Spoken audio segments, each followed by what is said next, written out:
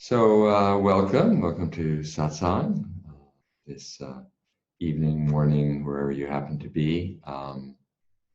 The usual format that I do is beginning with a little guided meditation, and then I'll give a little talk, share some insights and thoughts, and then we'll open it up for dialogue and discussion. And when nothing is happening, we'll naturally lapse into silence, which is also, it's not an absence, it's actually a wonderful opportunity to enjoy the silence and just kind of spontaneous meditation.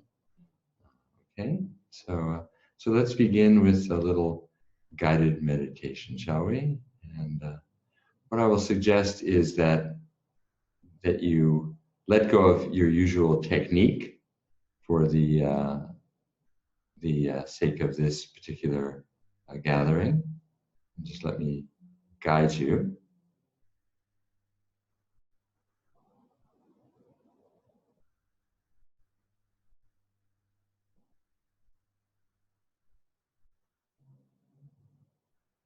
So just begin by letting go of your usual preoccupations, your thoughts and plans and whatever else the mind is doing, and just let your awareness drop into your sensate experience.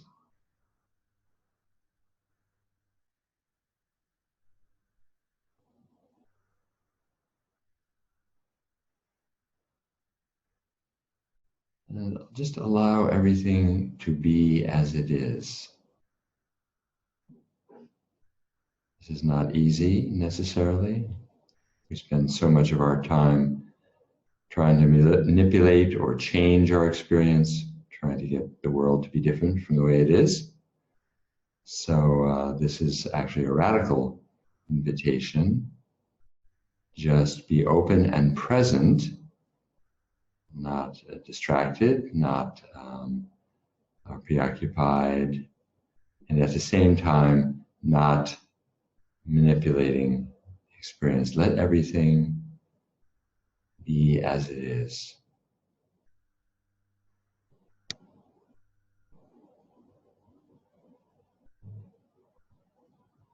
Not in past, not in future. In the fullness of the present moment as much as you can.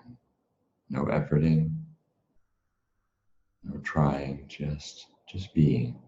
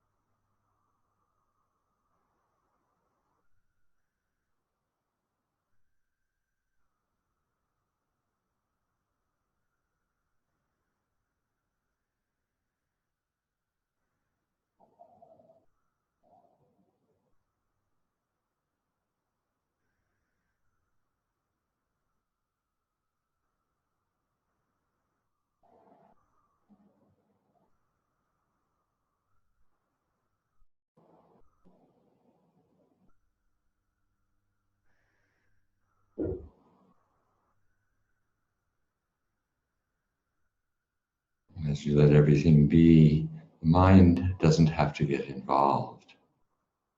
You don't have to interpret or judge. Just letting it be in its fullness, in its richness, in its mystery.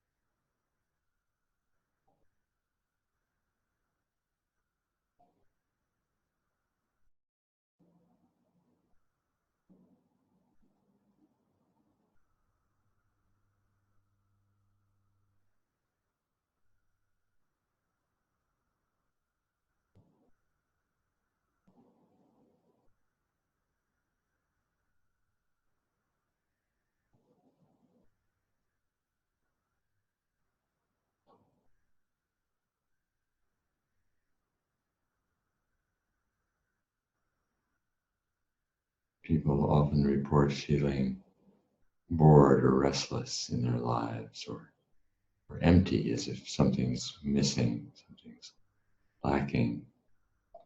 And it's because we don't let being in, we don't let life in. We keep it at a distance. We fill the space with interpretation and story and memory. So what is it like just to let being in, let ourselves be nourished, filled with being, our true nature, our essence.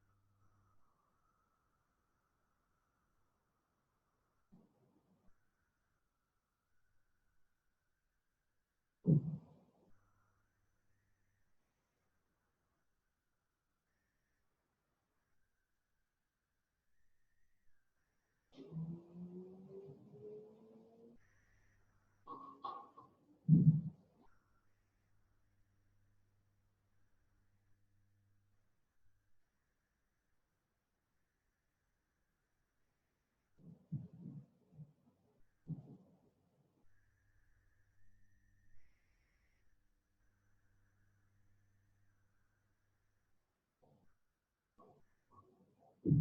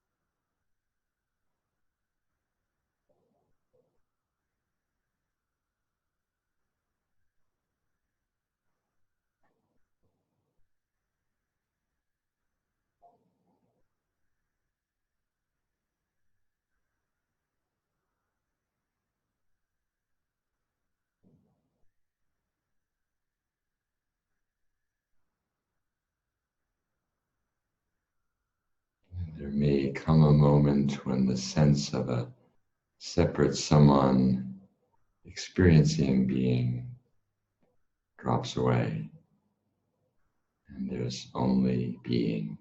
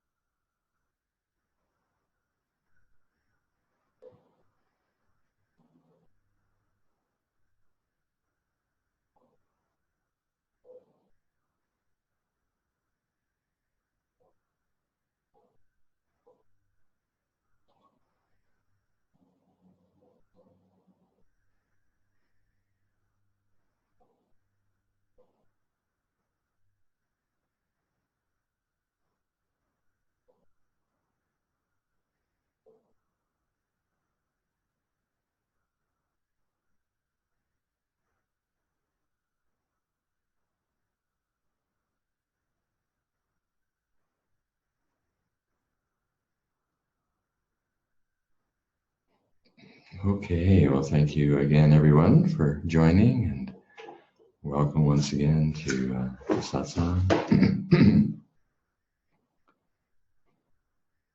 So the topic is just be who you are, but of course that's always the topic, so nothing new about that in one form or another.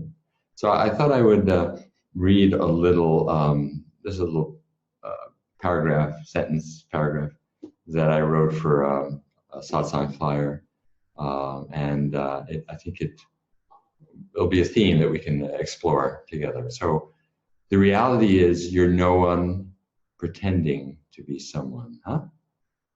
You're a limitless being playing the part of a particular person, huh?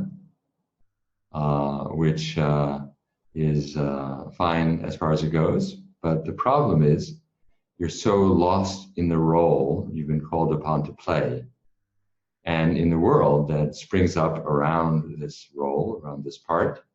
You could say the screenplay around this illusory someone that you've forgotten who you really are. Huh? So that's kind of where we're at, right? And so the point of satsang is to remember, to come together, to remember who we are, to point to who we are, and to remind us of what we're not. Huh?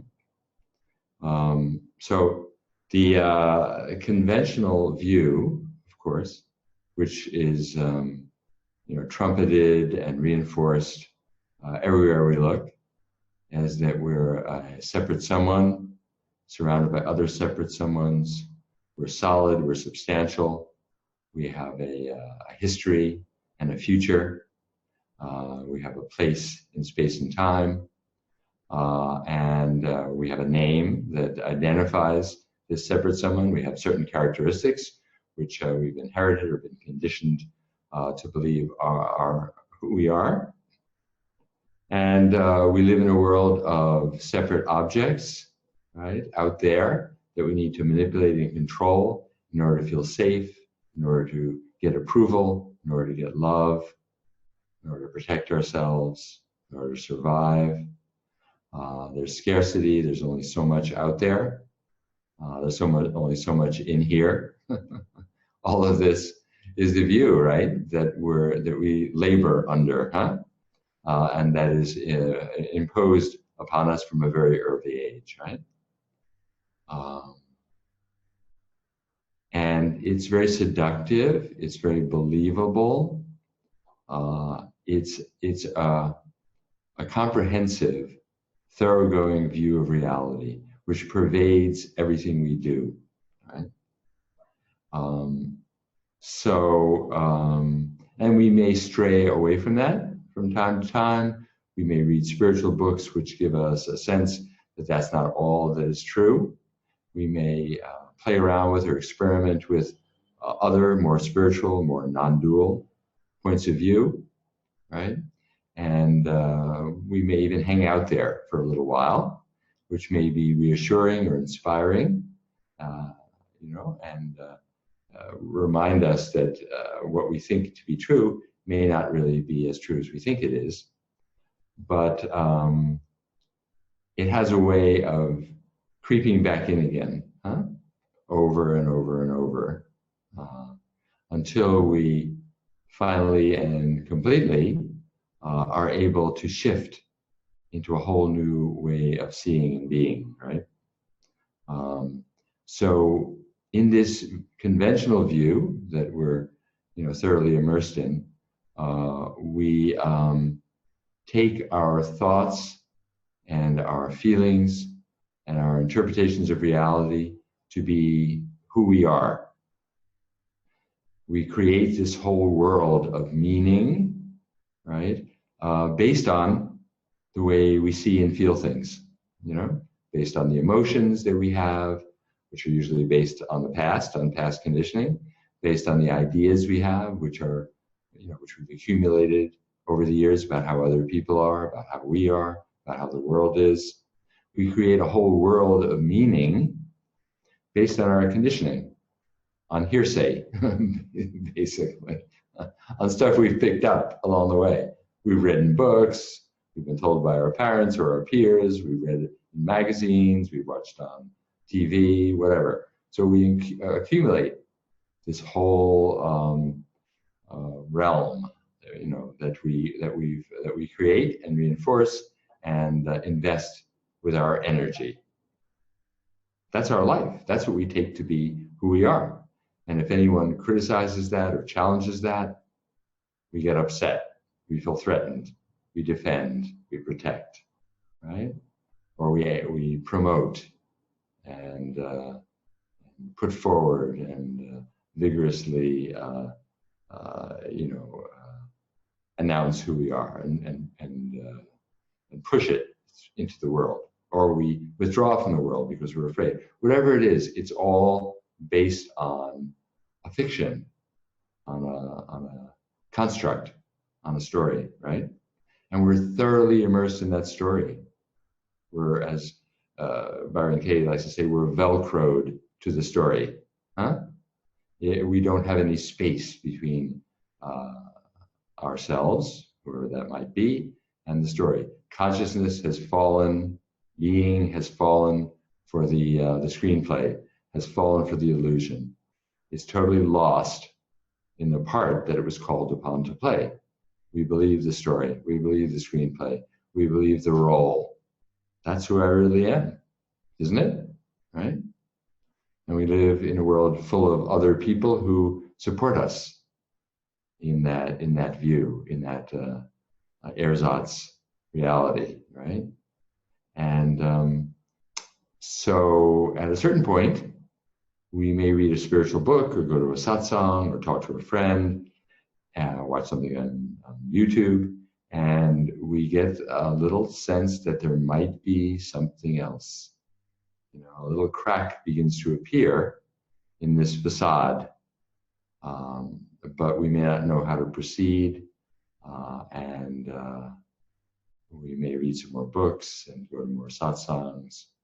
We may get a little glimmer of something more, but still, even after years and years of reading and seeking and listening and going to retreats, we still haven't made the shift. We still haven't shifted out. One thing we may have, which is, I think, a big deal, actually, is we may have a little more space around it. There may be a little more sense of not being completely identified with the contents of awareness, the story, the thoughts, the feelings, the beliefs, the past, the future. There may be a little bit of space around it. We may have a little bit of sense that, wait, that may not be who we are, who I am. But we don't know yet who we are, but maybe there's the beginning, the glimmers of a sense that this is not who I am, which is a major step, a kind of mini awakening out of the illusion, just a little bit of wiggle room, right? A little bit of space. So then the awakening, which we all are aspiring, I imagine, to experience, is simply a shift. I say simply, although not necessarily easily, simply a shift out of this whole way of being. And so it's actually a tectonic shift. It's actually an earthquake. It's a massive, even though when it happens, in the moment, it just may seem like the slightest little opening, the slightest little shift. But then when it starts to have its impact, it's like the world has turned upside down and inside out. Because what you realize is that you are not the contents, you are the context, right? You're not the objects, you are the subject, You're not the role you have been called upon to play. You are consciousness itself, which is playing that role, being itself, which is expressing itself through you. Right? So that's the shift, the fundamental tectonic shift in the locus of your identity, right? Which is what spiritual awakening is. And it may happen gradually, little by little. You start seeing it, and then suddenly everything kind of falls into place. Or it may be sudden, all at once, which can again be quite sudden, striking, powerful in the moment. But however it happens, it's that realization, that part, that role, Julie or Keith or Teresa, that I've invested so much time and energy into furthering and reinforcing and living as, suddenly we realize that that's not it. That's not who we are. And maybe we don't even know exactly what we are. Still a mystery. And may it forever remain a sacred mystery, huh? But we fall into that. We fall into being itself, huh? So the first step usually is to recognize that's not what I am. Right? The story, the thoughts, the beliefs, etc. That's not who I am. I don't know who I am yet, but I know that's not who I am. Jean Klein used to say, in order to know what you are, you first have to become familiar with what you are not. Body, speech, and mind, as they say in the Buddhist tradition. Your body, your thoughts, feelings. This is not who I am. And that's huge, right? Because that's what you've taken yourself to be. So the first step is to recognize what you're not. The next step is to fall into who you are. Just be who you are, as Ramana says. Sounds easy, but first you have to find it. First you have to awaken to it, discover it. I mean, the truth is, you always are who you are. In reality, you've never for a moment not been playing a particular role. And that role is beautiful. The role we play is part of the dance, is part of the play of consciousness. And we're not saying there's anything wrong with the role. It's just we've taken it to be who we are. That's all. It's a case of mistaken identity. Right? And as they say, before enlightenment, chop wood, carry water. After enlightenment, chop wood, carry water. Before enlightenment, go to bed, get up, go to work, have your relationships. After enlightenment, go to bed, wake up, go to work, engage in your relationships. But something fundamental has changed, has shifted. Nothing wrong with being a separate someone in this particular body, moving about and loving who you love and, watching Netflix and going to work and, hanging out with your family, whatever it might be. But you don't believe fundamentally that that's who you are. Your view of reality, your experience of reality has completely changed. And now everything you do, everything you experience, every relationship is permeated with this new understanding. You can't go back to the old way of being, the old way of seeing. Not possible. Maybe to some degree, but not completely. You can't get lost anymore, at least not forever, not for an extended period of time. Now, once you wake up, the old view does keep reasserting itself.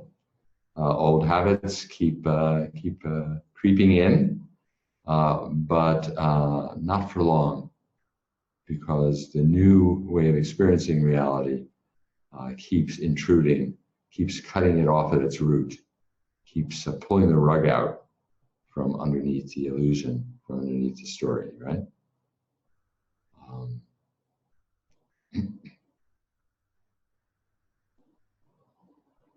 And of course, ultimately, in the full circle, in the full non-dual appreciation, understanding, realizing that is what you're not, the full circle is that's what you are too.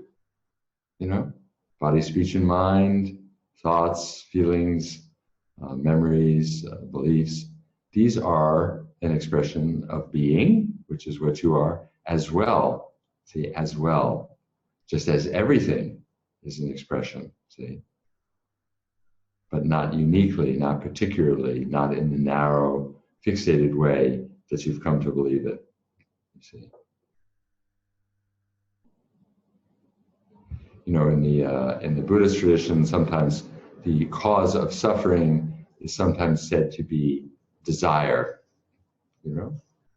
Sometimes it's said to be attachment, right? Attachment and aversion. But really, in the more advanced Buddhist texts, the real cause of suffering is fixation.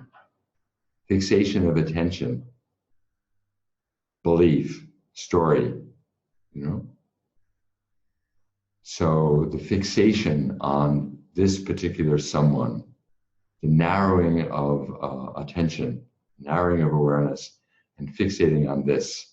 And in the narrowing of awareness, there's a fixation on subject and object.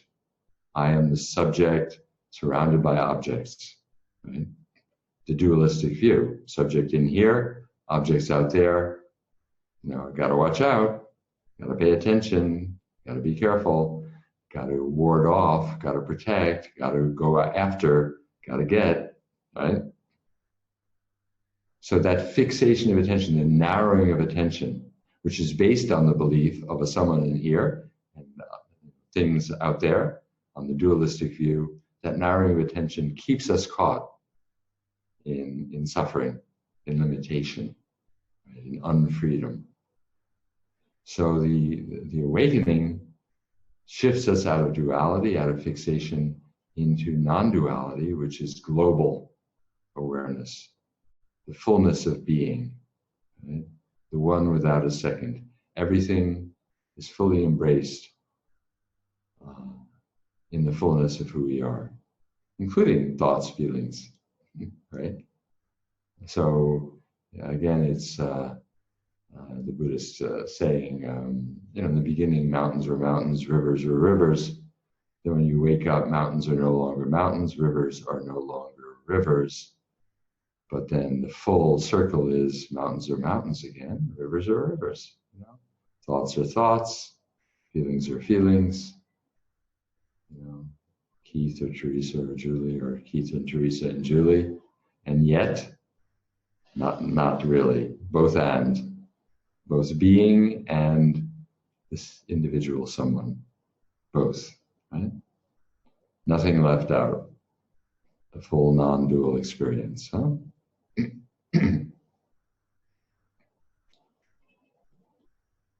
So I'm going to read you a little, I probably even recited, a passage from this beautiful poem, which I highly recommend, from the Mahamudra tradition of Tibetan Buddhism, called Tilopa's Song to Naropa. It was a beautiful translation by Lex Hickson, which floating around on the internet, you can find it quite readily, and it goes like this. As space is always freshly appearing, but never filled. So as space is always freshly appearing, but never filled, so the mind is without limits and ever aware. So the mind is likened, awareness is likened to space. Never filled. See, space is never filled, right? You couldn't possibly fill space. Space is always, there's always room in space. That's the nature of space. Yeah. In the same way, awareness is limitless and always aware, right? Gazing with sheer awareness into sheer awareness. Gazing with sheer awareness into sheer awareness. Habitual abstract structures melt into the fruitful springtime of awakening. So that's a beautiful expression of the non-dual experience. Gazing with sheer awareness into sheer awareness. That which is looking, that which is looked at are nothing but awareness. You're gazing at yourself. Being is gazing at being. Being is experiencing being, moment after moment. Once that's realized, it's hard to forget, right? And again, you may go in and out for years, perhaps, of the old view. But once you've seen this, you're lured back, you're drawn back again and again because of how deeply, deeply fulfilling this knowing is. It's the ultimate medicine, as Nisargadatta put it, the pearl without price, the wish-fulfilling jewel. You know? Presence, non-dual presence, the one without a second, huh? Experiencing itself, awakened awareness. So this is what we're drawn to know, to experience. This is the ultimate fulfillment of the search, and it's the ultimate freedom, the ultimate end of suffering.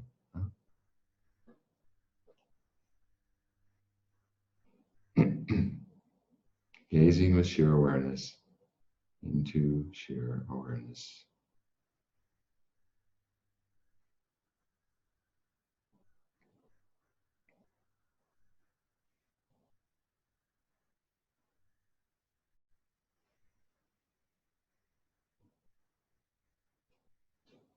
And out of this gazing, this knowing, this deep, deep knowing of who we really are, arise all the beautiful awakened qualities like gratitude, love, peace, compassion, joy.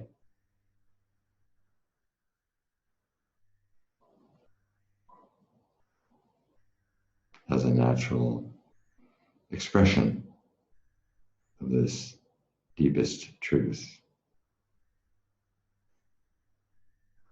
No need to cultivate love, you are love. No need to cultivate gratitude, you are gratitude. And being is experienced as who you really are. Gratitude is the primary emotion.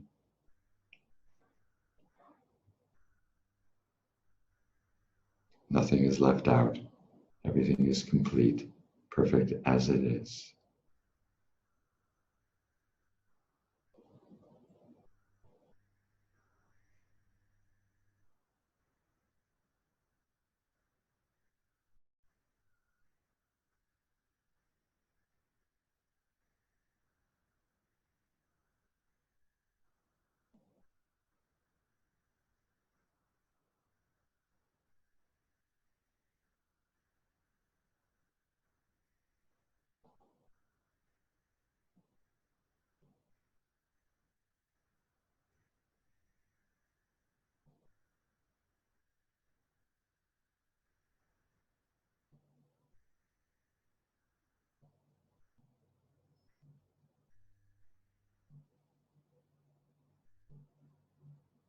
And again, this is our natural state, our natural condition.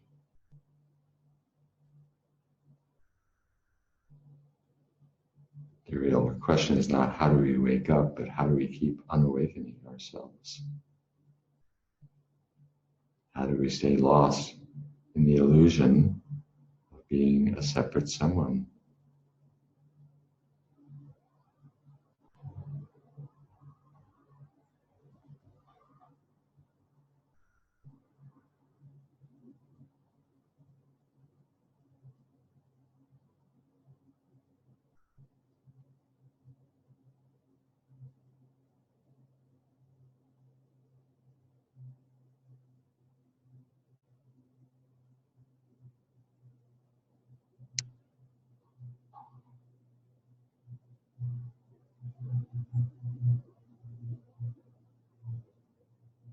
So all desire is ultimately the desire for this. We think we want a new car, a new TV, a new relationship, a better job, but this is what we really want.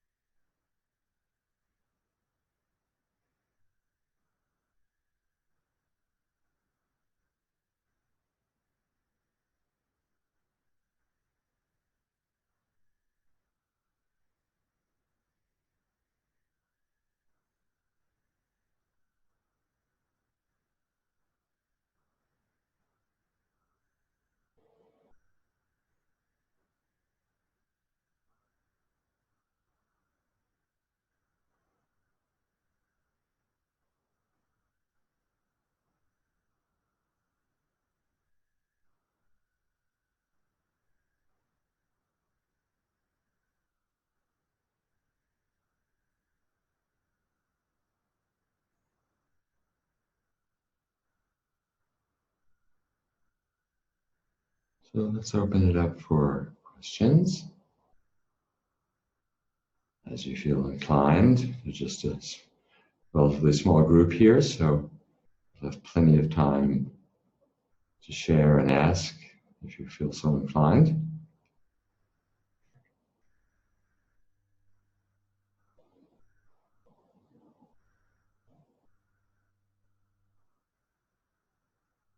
Yes, Julie. Hey, Julie, good to see you. Yes, good to see you, Stephanie. So I'd like to pick up on where you just left off. How is it that we keep getting lost again and again and again?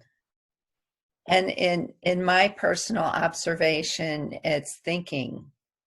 It's like the Velcro is thinking. It just keeps pulling me back up into these loops, and then another day is gone, lost in the.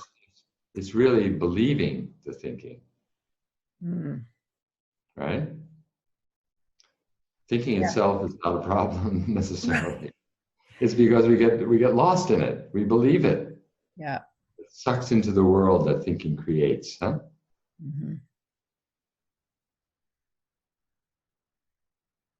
And it's a slippery slope, because if I have the thought I need to go buy groceries, I do need to go buy groceries. And so and then, then other thoughts kind of piggyback on.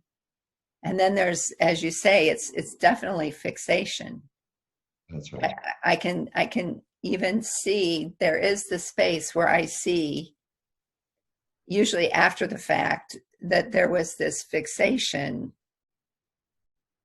And it just feels like almost a compulsion to get involved.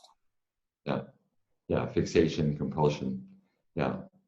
We believe that we need thought in order to function.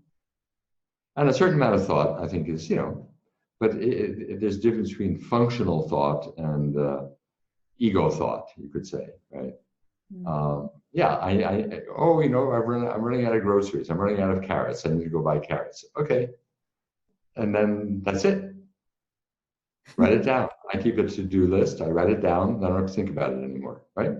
Oh, the to-do list says go buy carrots. Okay, I'm going to go buy carrots. It's just like that, That's all. But then all the other stuff that goes with it, that's where it gets very complicated and kind of gnarly, and layer upon layer upon layer of story about the carrots, And usually there's a deeper story about, that underlies that fixation on thinking.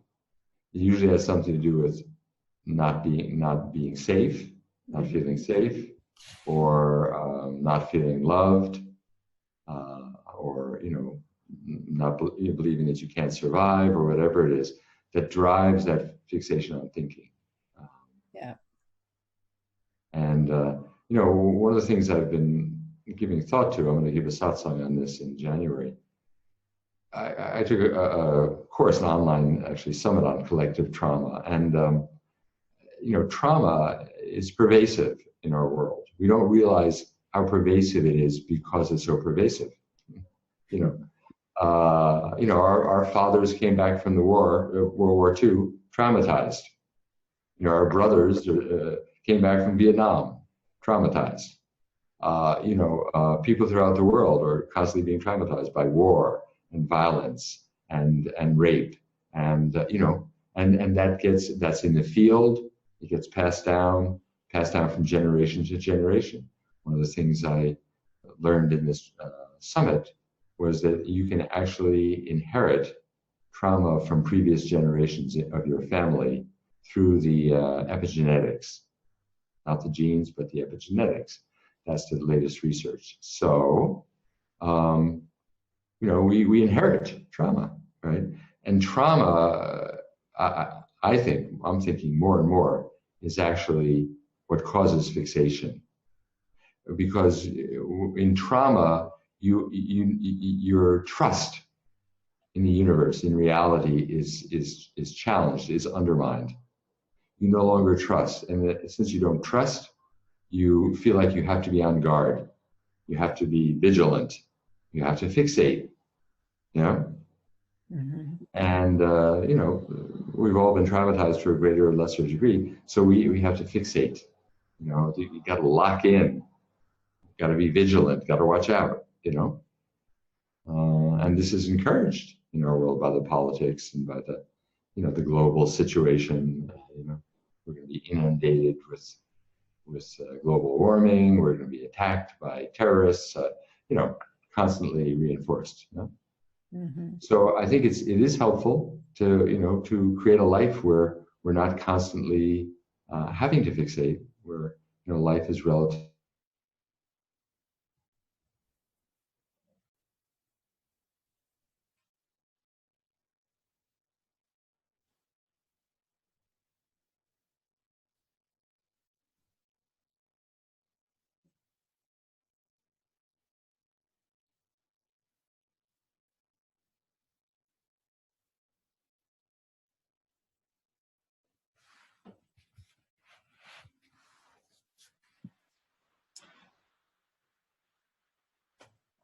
Is Stephen frozen for folks? Yeah, okay. It looks like his internet might have frozen, so we'll just give him a minute, pop back on.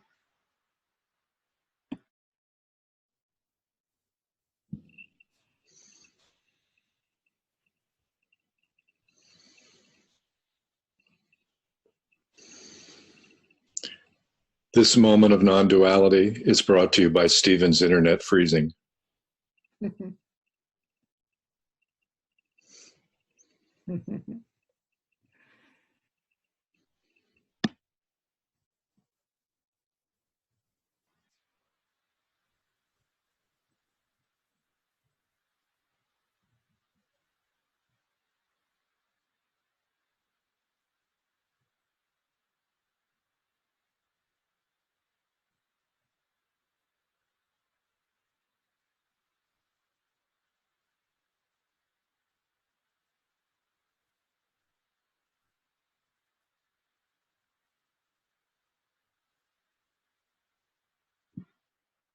Sorry about that. My internet went down there for a bit. Sometimes, occasionally it does that.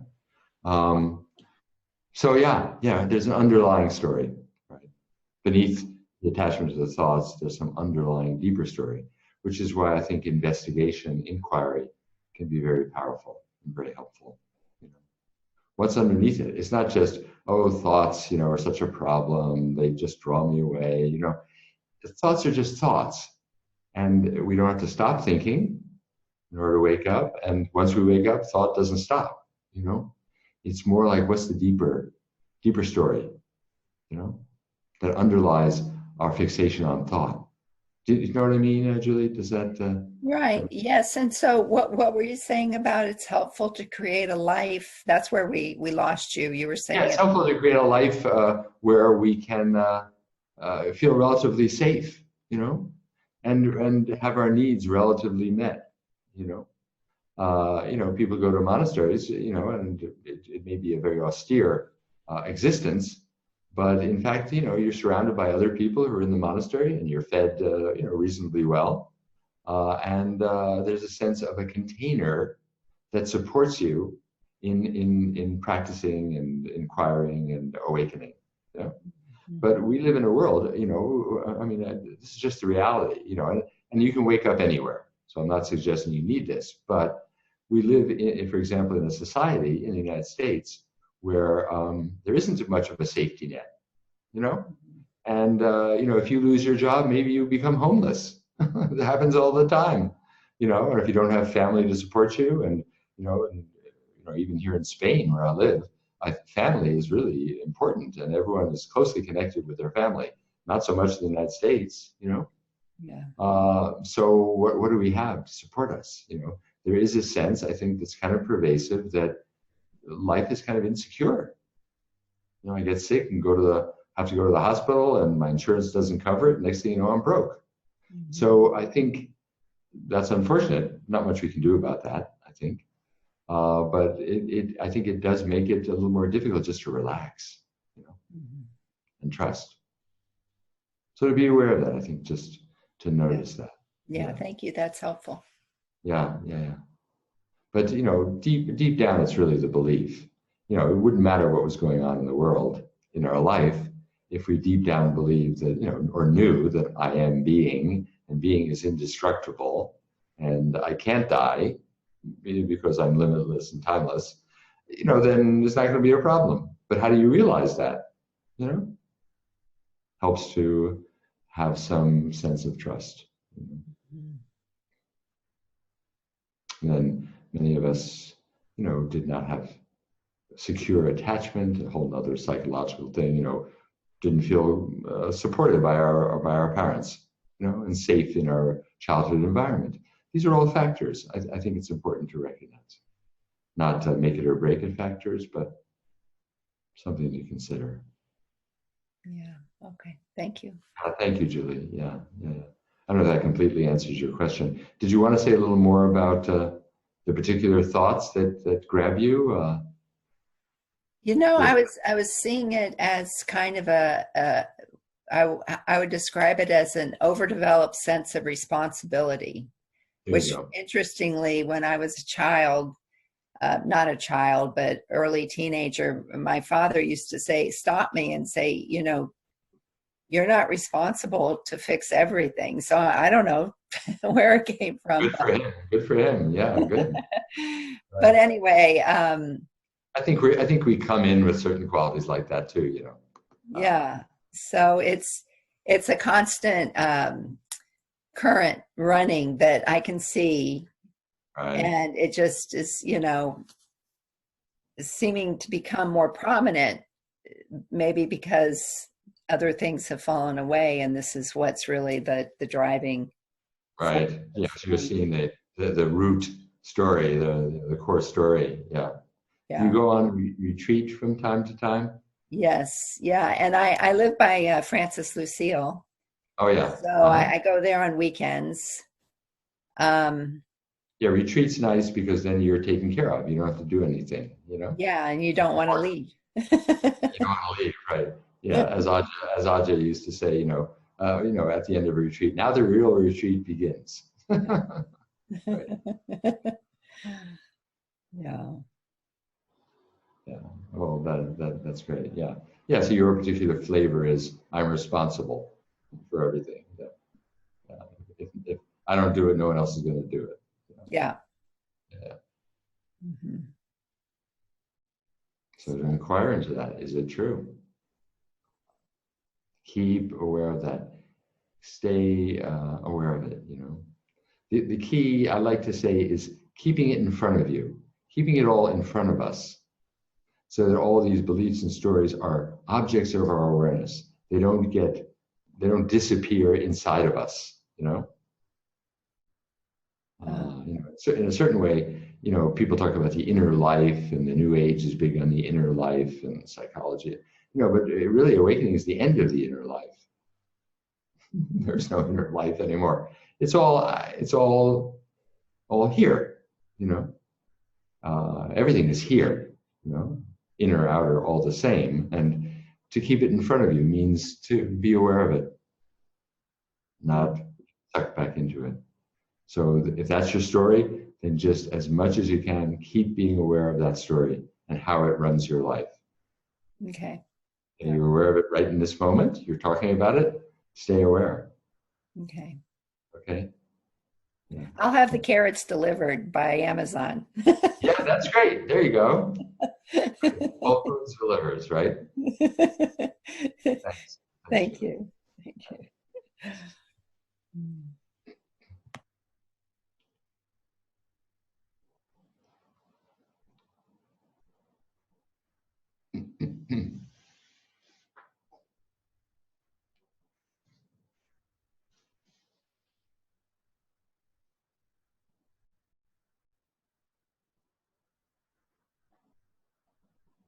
Anyone else? Someone else? Just feel free. We have just a small group here and plenty of time. And you came to Satsang for a reason. So I want you to be sure to to do what you came to do, huh? Say or ask what you came to ask. Forgotten how to raise my hand. There you are. Hi, Alexandra. Yes. Where is the raise hand function? You're here. You forget it. I don't need it. Yeah. Oh, hi, Stephen. Hi. So what you just said brings into focus this question about attention. Attention. Uh-huh. So, you know, there's a capacity to sort of open up the lens of awareness and realize that that's what's here, that that's all that's here. Right. May I just make a slight correction? It's a pointer, really. I'm not correcting you, but awareness is always open. There are no boundaries to awareness. You don't have to open up anything. So, Okay. well, there's where the question about attention comes. Okay. There's as the attention narrows in on specific things in life, Right. Fixation. there's a forgetting That's right. of awareness. That's right. That's exactly right. There's a forgetting. Yeah. Because awareness, again, is our natural state. We're born with that. We're born with this 360 global awareness, you know? And then we forget it. You know, trailing of clouds of glory do we come from God who is our home, right? Says Wordsworth. And then we forget, right? So, you know, to keep remembering rather than having to open awareness, just remember the awareness that's always open. More like that, right? Right. And yet endless amounts of time go by. Right. Remembering, How does right? that happen? Right. And if they're, you know, catching it, it's like, oh, attention is fixated, and noticing that attention is fixated. In that moment, the realization of awareness is complete. Beautiful. That's terrific. Just keep doing that. Yep. Just keep noticing that it's fixated, and in that moment, allowing that noticing to bring you back to the 360, to the global awareness. If that's how it works for you, then that's terrific. Just keep doing that. So it's a fixated part of me that then laments how many moments are spent in fixation, right? That's right. That's right. Who cares how many moments are spent? Who cares? Right. Something. There are no moments anywhere. There's only now. Time is you know, is a construct of the mind. There's only now. What's happening now? That's all. Those moments are all part of the story. Oh, that's a big one. Right. You tell yourself the story that I've been fixated for so long, and isn't that terrible? And what's wrong with me? And when will I ever learn? Right. Just notice and come back to awareness. That's all. Come back to the timeless.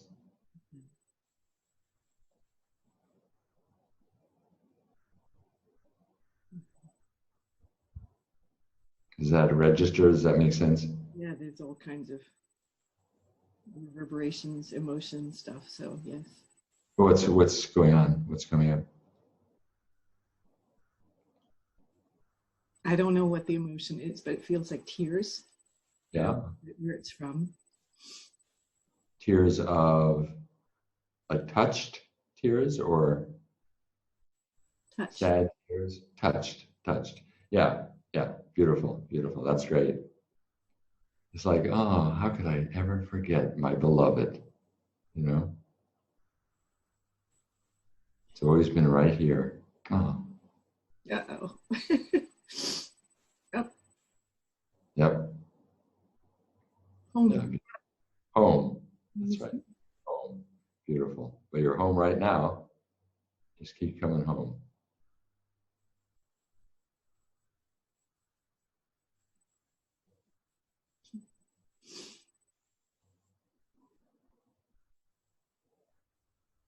Great. Thank you, Alexandra. Beautiful. Yeah. And yeah, feel free to ask later if you want. Yeah. Yes. You there? Noriko?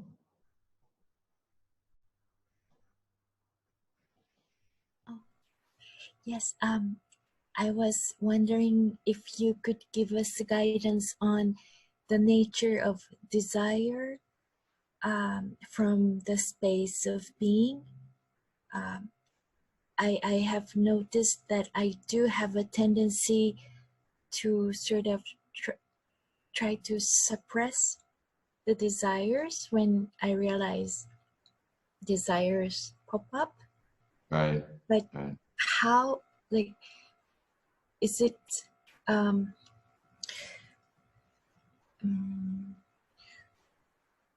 is it a natural course of being in trying to fulfill the desires, or is it something that my ego self is sort of expressing?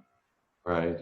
Well, the first, again, the first step is just to be aware of desire. I mean, what is desire after all? I don't know. Find out. What is it? In other words, don't immediately suppress it or try to get rid of it, but just become interested. Oh, desire. What is that? Oh, there's a kind of ache in my belly, and there are some thoughts about something that I really think I want. And then there's starting to plan how to fulfill it, and just whatever it is, just be aware of it without judgment, without pushing it away or acting it out. Just to be with it, just be present with it, and just become familiar with it. Make friends with it. Make friends with your desire. And then see what happens. There's nothing inherently right or wrong about desire. Desire is just desire, And I think some desires come from, you could say, the ego, some idea you have of what you should get and do, and based on some agenda that the ego has put forward about shoulds or shouldn'ts, have tos and musts and whatever, and then there's just other kinds of desires which are just naturally arising, like the desire for food, the desire for sexual contact, the desire, these are kind of more naturally arising appetites, you could say, that naturally arise. Just be aware of those. Just become familiar with it, so that none of them is wrong or right, in itself. It just is what it is, And the more you become familiar with it and not at odds with it, then what tends to happen is things kind of fall into their natural order, into their natural place. The more you become familiar with it, the more you'll get a sense of which desires are appropriate to act on, which desires probably not so good to act on. There'll be a natural sense of appropriateness that will likely arise, in that space of awareness, right, of presence. Does that make sense? Yes, Yeah. it does. Yeah.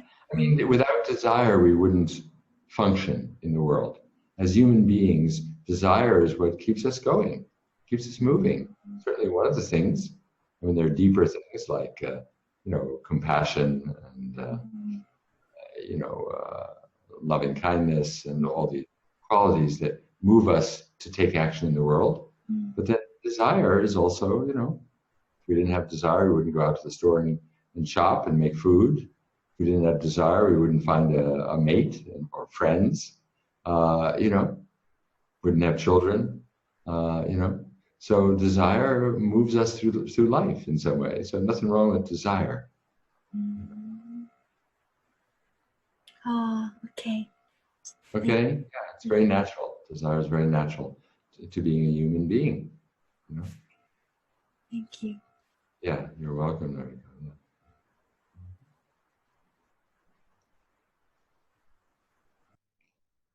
Yeah. Teresa, you had Yes. raised your head. Teresa? Yeah.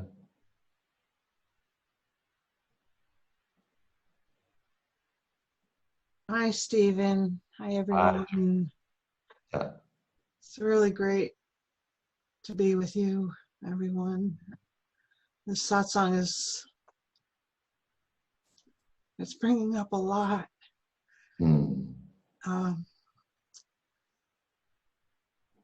It's bringing up how very, very painful it is to be identified as a separate person. And it's, this is good. This is good.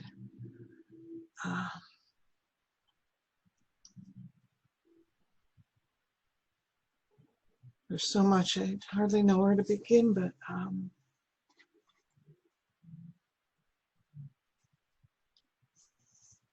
when I woke up this morning, I woke up from a nightmare involving my dog, who had a long tragic death, and there was a lot of terror. And I brought awareness into the sensation in my chest where the terror was for a while, and then satsang started, and you led us in meditation. And it felt like beforehand I had been directing awareness, and then you started to lead us, and it just felt like I wasn't doing it anymore. Like presence being just took over, and how wonderful, how wonderful. And it's just like, how does this, you know, here we are on the computer, you're in Spain, I guess you're in Spain now. And I'm in Sebastopol, crazy Sebastopol. And, how does this transmission how does this occur? I guess it's a mystery, but just, you know, being with your presence over the internet like this, it's wild. Well, it's being with your own presence. It's just really hard for me. I'm just inviting all of us to Yes. to join me in presence, which doesn't belong to anyone. Is our Yes. nature. It's just somehow being with awakened presence, which I'm guessing you very much have. I've just had a really hard time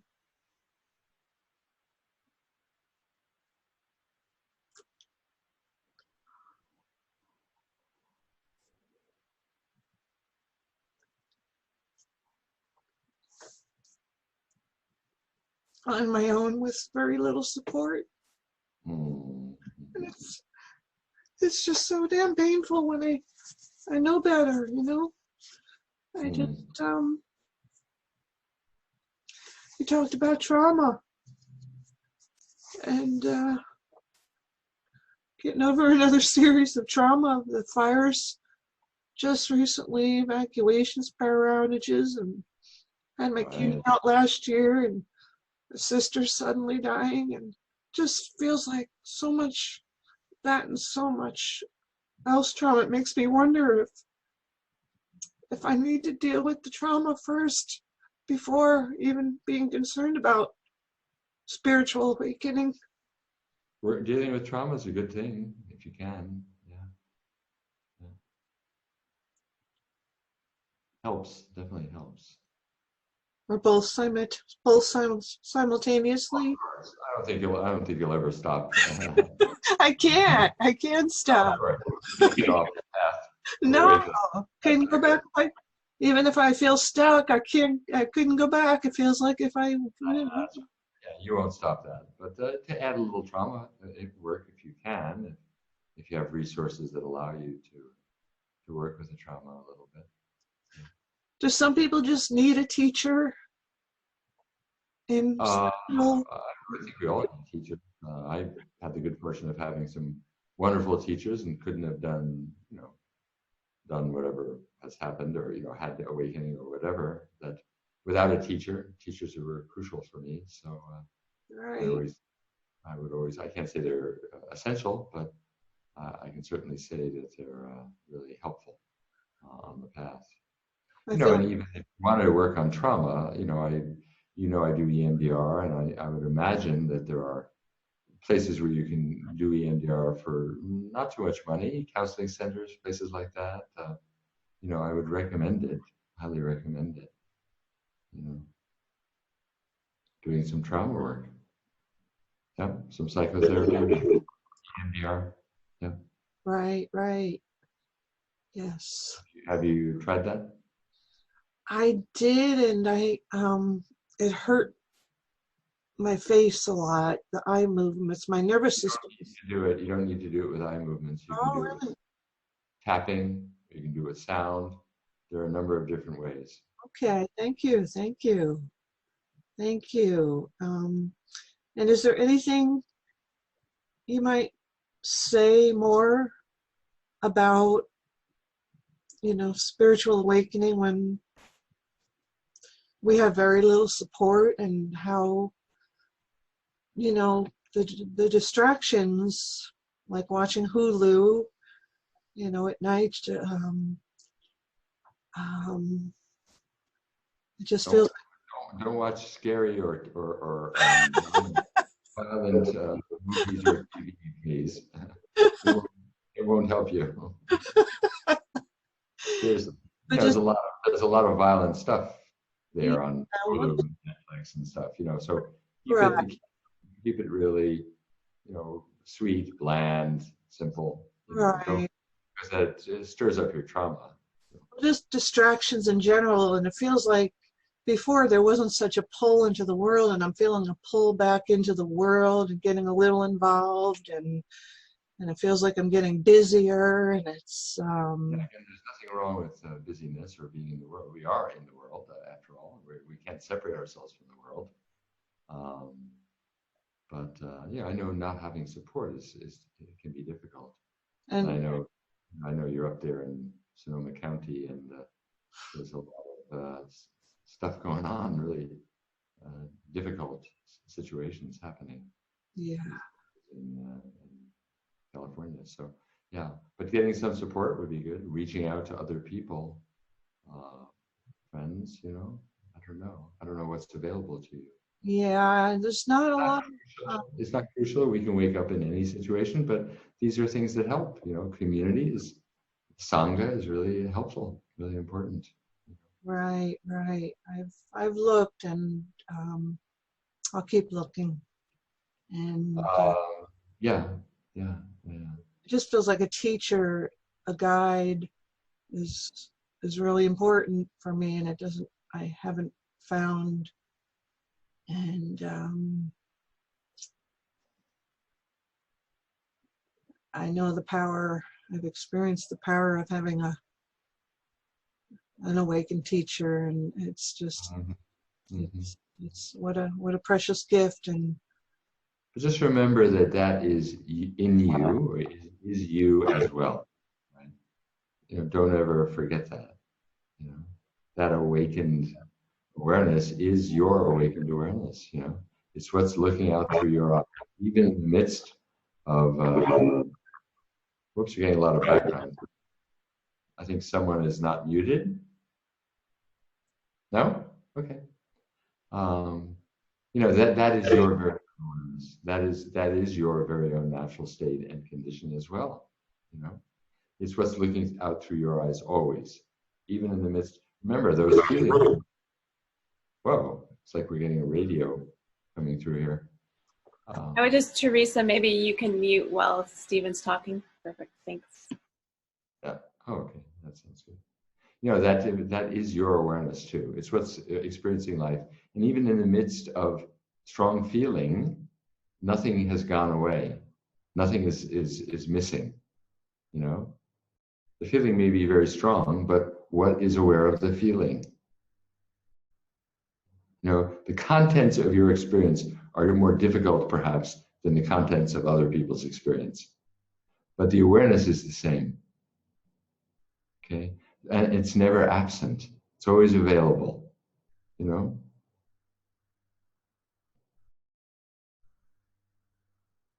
So try to remember that as much as you can. Even, I think there's a tendency to tell yourself the story that my life is so horrible and it's just so difficult and it's so much worse than everyone else's and I'm all alone. all these are stories, right? I mean, there are certain realities there, but the stories are really upsetting and depressing, and you know, so just see if you can watch the storytelling, right, about your situation. It just makes the situation more difficult, right? Yes, I hear what you're saying. Thank you, and brings to mind. I'm curious about Maslow's hierarchy of needs. It seems like I'm on the survival rung. That's right. It's hard. That's why I said that, you know, or earlier. Yeah, it's hard when you're on survival. Does that really matter? It's hard to do the waking up. You don't want to be on survival, as you know, if you possibly help it. I mean, that's something to unpack. I would suggest that a teacher would be great, but also someone to talk to, Teresa.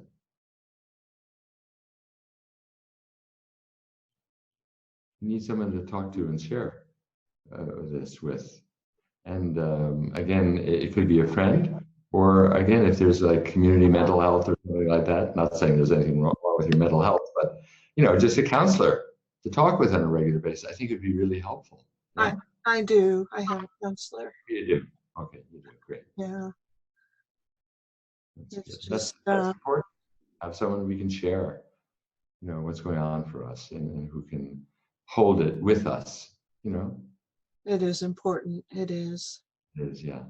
It's just having this, knowing so much better, knowing just such a greater way of life, and then contracting back down again is just, it's been. Yeah, it can be painful, but don't judge yourself for it, okay? You know, like I should be more expanded, and I'm not. What's wrong with me? How terrible, you know, all that stuff. Spiritual superego, right? Yeah. Yeah. Yeah.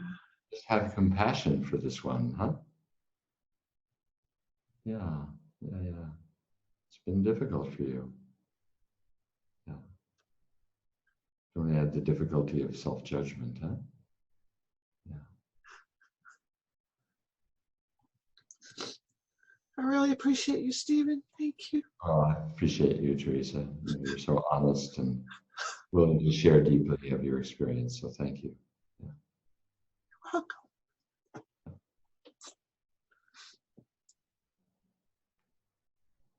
Mhm. Yeah, Keith. Is that Jason? Do you have your hand up as well? Is that what you're? I can't tell. No, you don't. Okay, that's good. Keith, yeah.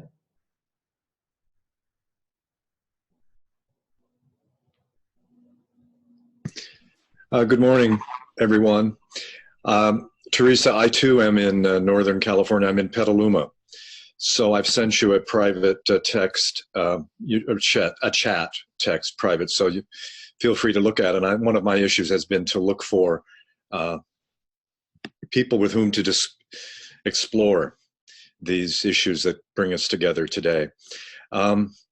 Stephen, one thing I was touched by what you said, among many things, was your statement, keep things in front of you. Right. I have found that if I don't see self, I'm seeing from self, and get lost for days, so to speak. I've been exploring from the standpoint of inquiry. I think it feels in a fruitful way. These dynamics. What are the dynamics in my life and in life where the activity of selfing so relentlessly results in the experience of an entity called the self? How does that keep happening?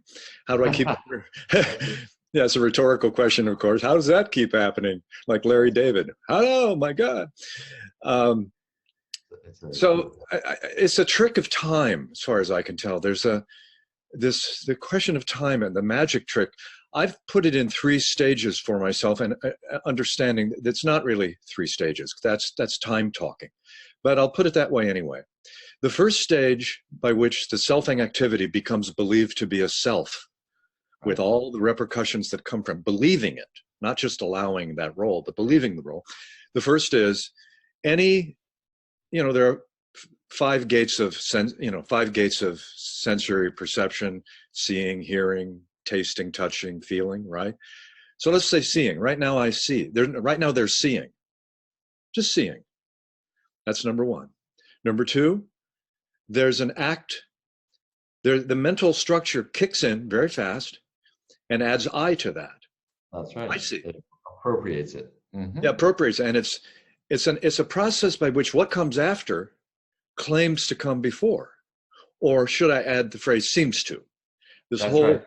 this What whole comes after has come before, and it sounds like you're aware of the neuropsychological research that shows, for example, that the thought to do a particular action comes after the action, after the impulse to do the action has occurred. I have become familiar with that, and and I think that does inform my. Let me just repeat that for people. So to recognize that if you are going to, let's say, decide to get up and go to the bathroom or something, you've already started to get up and go to the bathroom, and then the thought comes after. That's what the research shows. So who's living this life? Who's in charge?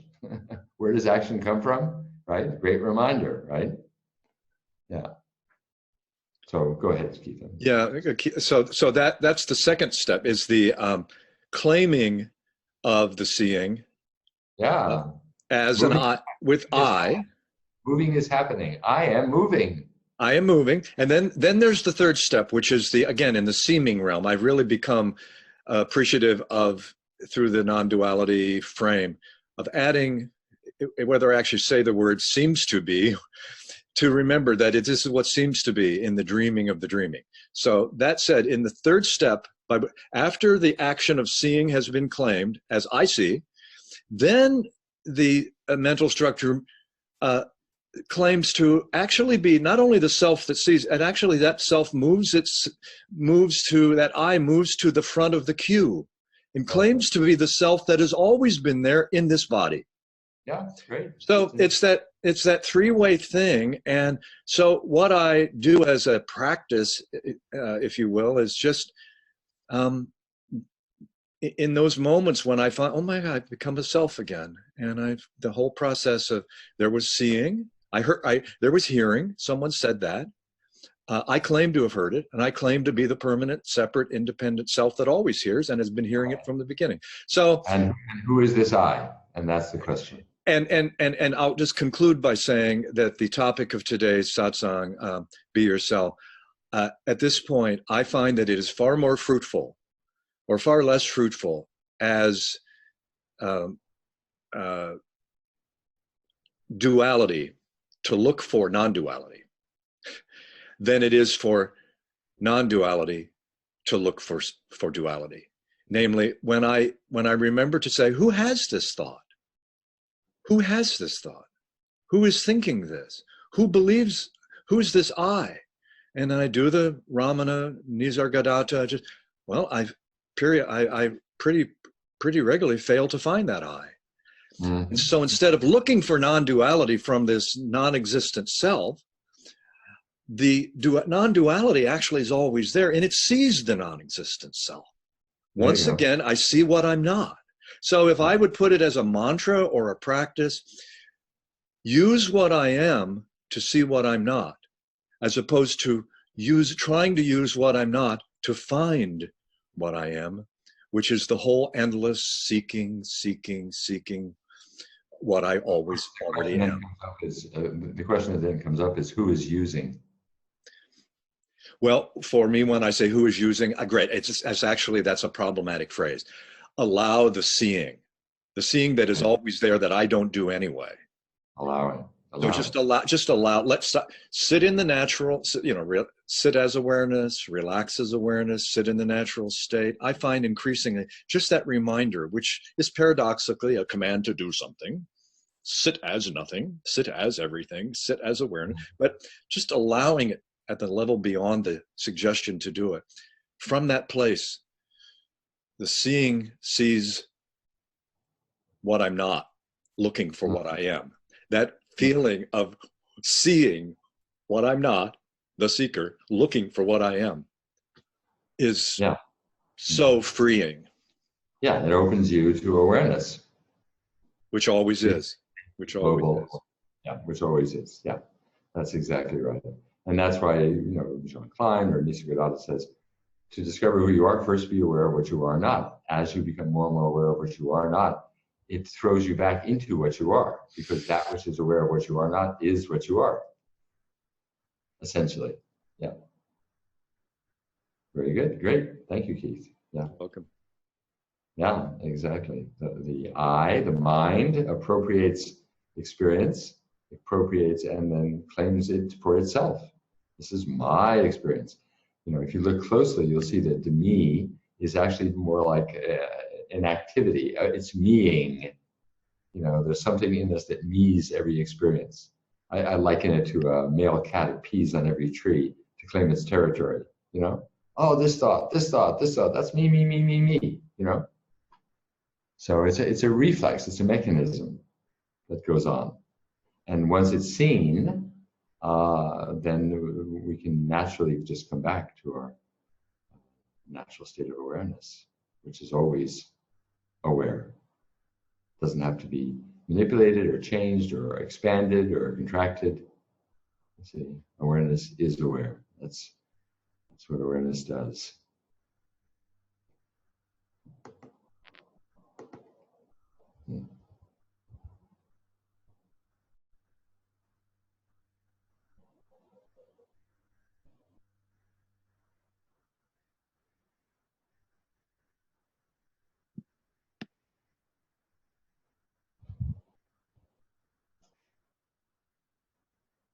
Yes, Julia.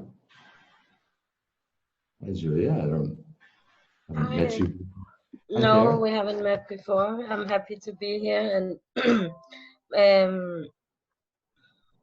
I guess my question has partly been answered, because for me it's this balance between the inquiry and the trauma work. I also have this, how you say, tendency to cling to the not feeling safe and the inner critic of something should be different in me, Right. most of all, Sure. and in the world. But Yes.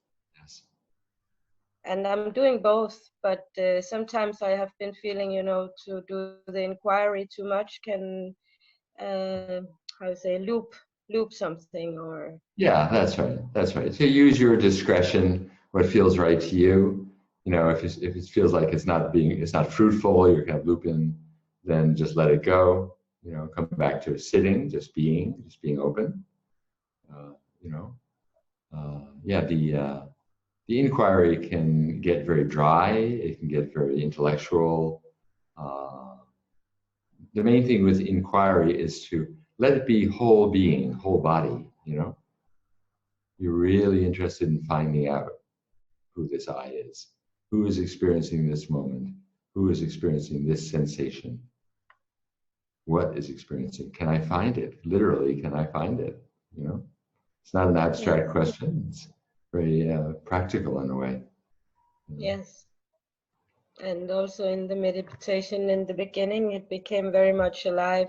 This allowing everything that is, and because I see this is the tendency to not allow certain That's aspect right.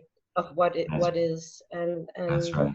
my prayer is to include these parts, or being, how you say, capable of not suppressing them, or not wanting to run away or hide.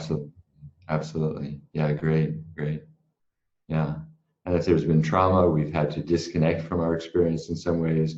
We've had to, push away or avoid certain experiences. We've had to be fixated in that way. And the more, so it kind of goes both ways. The more that we can let go of the trauma, the more open we are to awakening. And the more we wake up and recognize who we are, it eases the trauma, right? Yes. Because it releases the fixation, and it gives us a sense of a deeper dimension of being that's never disturbed, even by the trauma. and that we can always come back to, you know, a deep resource for healing, knowing who we are, you know. So they work hand in hand. Psychological healing and waking up are, you know, mutually beneficial. Yeah. Because I tend to find this peace or experience this peace more and more and more and more areas, and at the same time, it's like the, how you say, habitual patterns of fearful behavior or fearful ways of being in life is Yeah, still it's continuing. very tenacious, shall we say. Yeah, it hangs on, you know. Yes. Yeah, so, but that's fine. Just keep being aware of it. Little by little, it starts loosening its hold, you know. Yeah. It's a long journey, you know. On the one hand, awakening can be sudden, all at once, you know, instantaneous, out of time. But the journey of living from that, embodying it, deepening, happens over time. Doesn't require effort necessarily, but it does require devotion and you know, an ongoing commitment to being awake and aware. Yes. Yeah. Yeah. And I also like this keeping it in front of you. Oh yeah. That's very helpful also. Yeah. Yeah. It really is. It really is. Yeah. We are all, you know, that which we are is always behind it. It's always the space in which it arises. As soon as we're caught in it, you know, then we've lost that deeper knowing, that perspective of being. So yeah. Great. Thank you, Julie. Julia. Yeah, thank you. Yeah. Thank you. Yeah.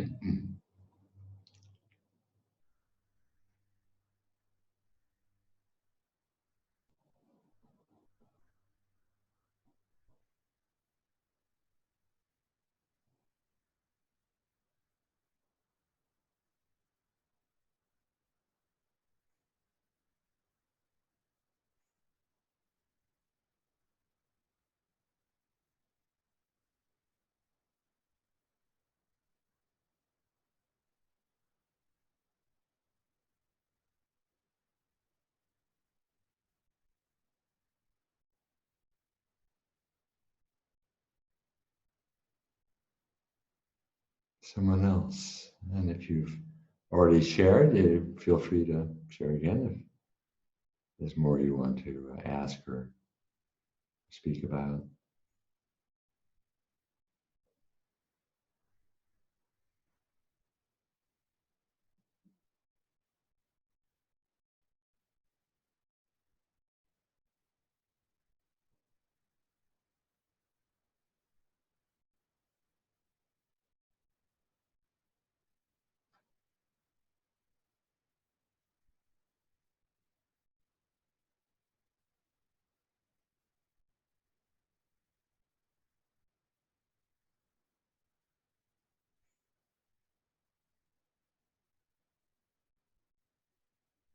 Okay, let's just sit quietly, okay, which is what we're already doing anyway. Let's just sit quietly and come to rest in this present moment.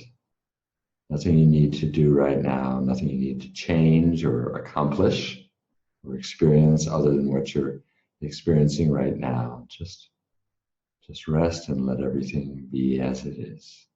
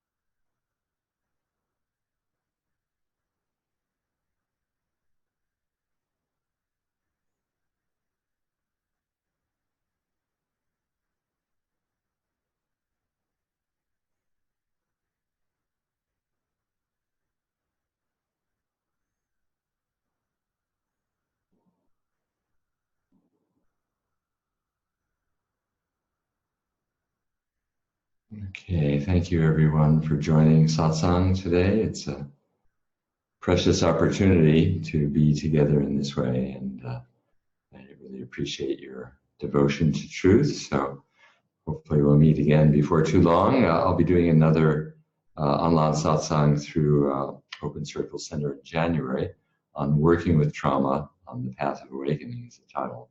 So we'll go more into the whole issue of trauma and how it relates to awakening, at least as far as I've discovered in my own exploration. And then in January, also the 4-month School for Awakening, which I've been offering now for 13, 14 years, which several of you have done. And it's a 4-month intensive program in spiritual awakening. So thank you, everyone. Take good care. Be well. Namaste. Thank you, Stephen. Thank you, Kate. Yeah. Yeah, and thank you, everyone, for your presence. Thank you, everyone. There's just a request that just for the name of the poem again, Stephen, that you read, and the Tilopa's song to Naropa. Tilopa, Tilopa, was a great spiritual adept in the Mahamudra tradition. He was actually Indian. And then Naropa, the guy who gave the name to Naropa University, was his student. It's a poem that Tilopa gave as a teaching poem to his student Naropa. Beautiful, powerful teaching, and some of it's kind of Buddhist in flavor, but a lot of it's just really quite understandable as it is. So I think it's a great piece of teaching. Great, thank you. And just to say that as far as Open Circle is concerned, we have another teacher next Sunday, Adam Traxfield, and Falling Open. So another opportunity just to open to what is already open, be here together in company. So stay tuned for that. You can find that at our website. And there will be a recording will be sent out of this event. So also, if you don't receive that within the week, you feel free to contact us, but it should be out. And just enjoy the rest of your days, everyone. Great. Thank you, Kate. Mm-hmm. Thank you. Be well. Bye-bye. Bye-bye.